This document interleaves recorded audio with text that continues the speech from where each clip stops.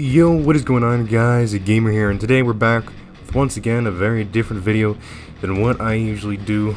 For a long time I've been wanting to kind of review some of the animes that I've watched and just share my opinion on them. So today I'm going to be doing exactly that. As you saw by the title of the video, we're going to be reviewing Goblin Slayer. Now I do have plans to do a whole video on all the isekais that I've seen, and if you don't know what an isekai is, that's basically the genre of brought into another world. Yeah, hopefully I might be doing that soon. But yeah, today once again we're talking about Goblin Slayer. Now, Goblin Slayer is definitely by far one of my favorite animes that I've ever watched. The characters are very enjoyable, and I'm definitely looking forward to the second season. I'm not sure when it's coming out, but hopefully it comes out as soon as possible. So the storyline of Goblin Slayer is pretty straightforward and simple, which is always an appreciated thing personally for me, not trying too hard to make a super complex storyline. I've never been somebody who really likes those complex storylines.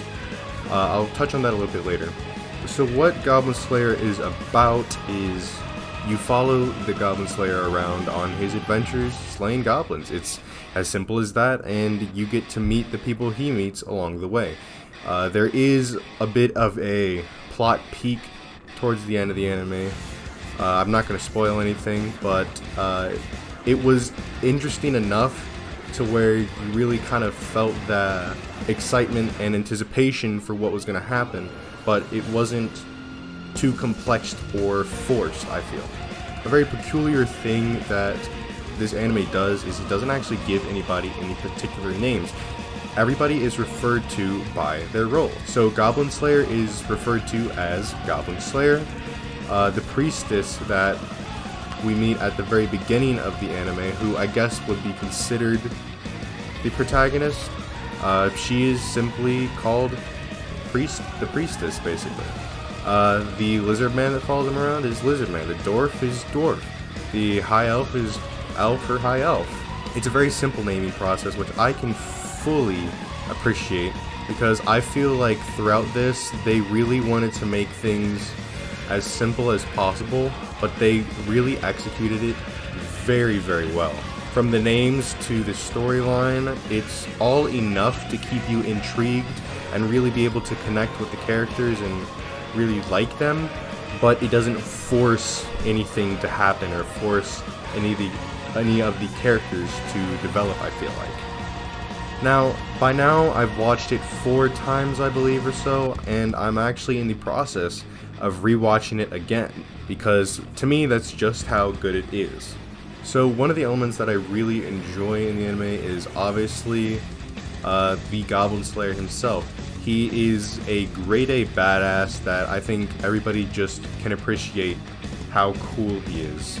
The perfect example of this showing of how absolutely badass he is, he's in the very first episode, and they did a great job on the first episode. So I'm going to go over the first episode here. If you don't want to hear the spoilers about it, then you can go ahead and skip to when I'm done talking about it. I'll put a timestamp on the screen there, so go ahead and skip if you don't want to hear any spoilers. Alright, so episode 1 starts off with our 15-year-old priestess signing into the guild to register to become an adventurer. The lowest class of adventurer is porcelain, and that is the rank that she is given. At this point, 3 other, I believe, adventurers of the porcelain rank approach her, asking them to join their party as they do not have a priestess. This party contains a warrior, I believe. I'm not sure if it's another warrior, but they have a girl who specializes in hand-to-hand combat, and they have a wizard or a mage. These 3 set off to go and slay some goblins. This is where the show establishes how these goblins are viewed in the world that Goblin Slayer takes place in. They are viewed as weak creatures who are, quote, as small as children and as dumb as them as well. So the 4 of these porcelain rank adventurers, they enter into the goblin's cave and they see a totem. Now later on in the show we find out that this totem means that there is a goblin shaman that kind of leads the group, or is the head of the Goblins, and it can be very dangerous to go in there without any preparations. And later on, we find out that these 3 adventurers have not brought any potions and have not gotten any armor. So right off the bat, you see that these goblins are viewed as so weak that even the most basic of preparations aren't needed. So fast forward a little bit, and the goblins come up from behind these adventurers, and this is where the true, I feel, nature of the show shows itself.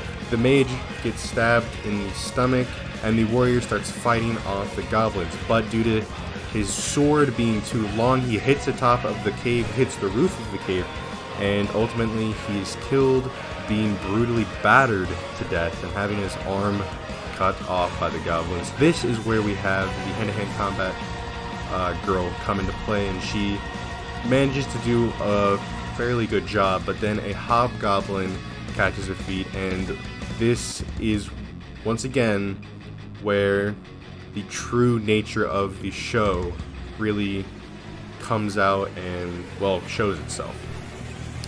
With the goblins ripping her clothes off and using her as a plaything. So this show definitely pushes the boundaries on what is, I guess, acceptable and what maybe takes it too far. Personally, I think that it wasn't anything too illicit, obviously, because you can only get away with so much, but it was obviously enough to get the point across of what was happening.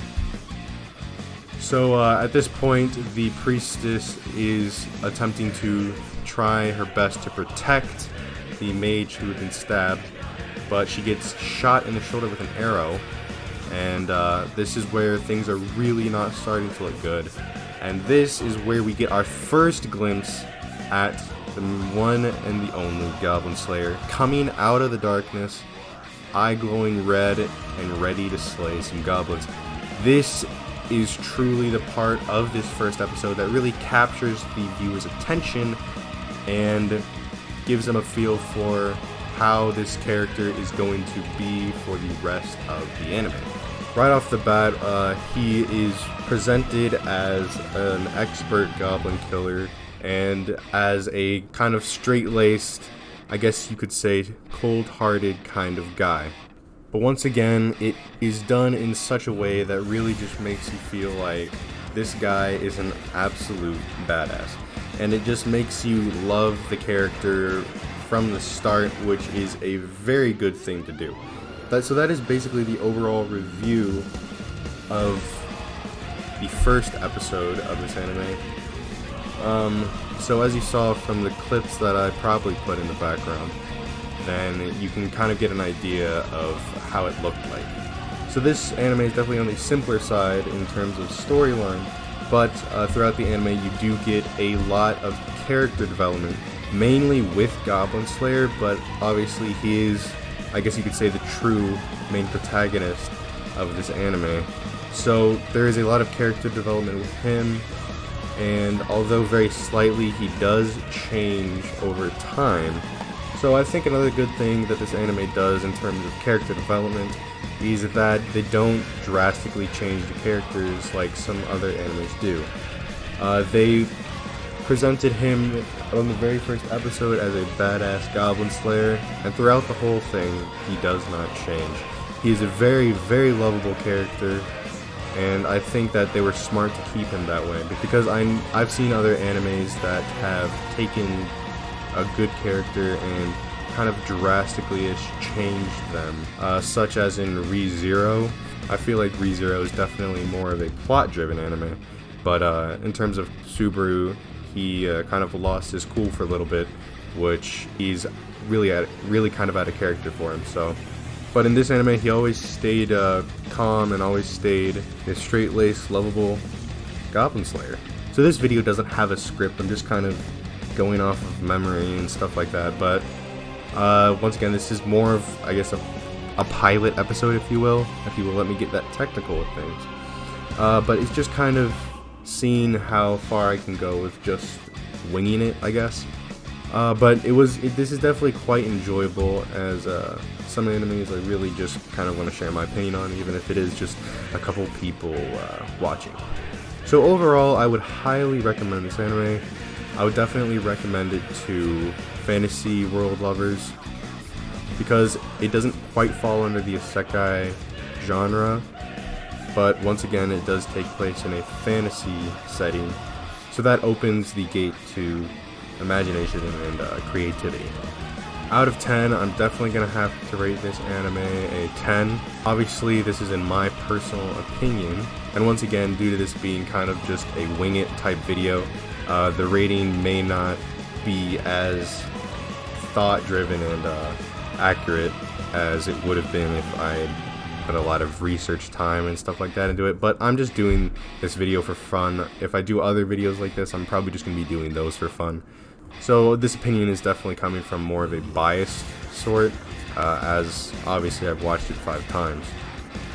But I'm also a big fan of the isekai genre, so that may also play into it. But once again, that's why I'm recommending it for people who like the isekai genre, or just kind of like the fantasy genre in general. Anyways, thank you guys so much for watching. If you want me to do any reviews on other animes, then go ahead and let me know. I'm probably going to be doing a video on Neon Genesis Evangelion very soon, as they released it on Netflix, and I'm very, very excited about that. I'm about halfway through it now, and I'm thoroughly enjoying it. Anyways, once again, thank you guys so much for watching. If you enjoyed this video, make sure to leave a thumbs up on it. If you're new around here, go ahead and please subscribe. I do a pretty wide variety of content, I want to say, but at the very least, I would appreciate it if you had a browser in my channel. And yeah, once again, thank you guys so much for watching. I'll see you guys next time.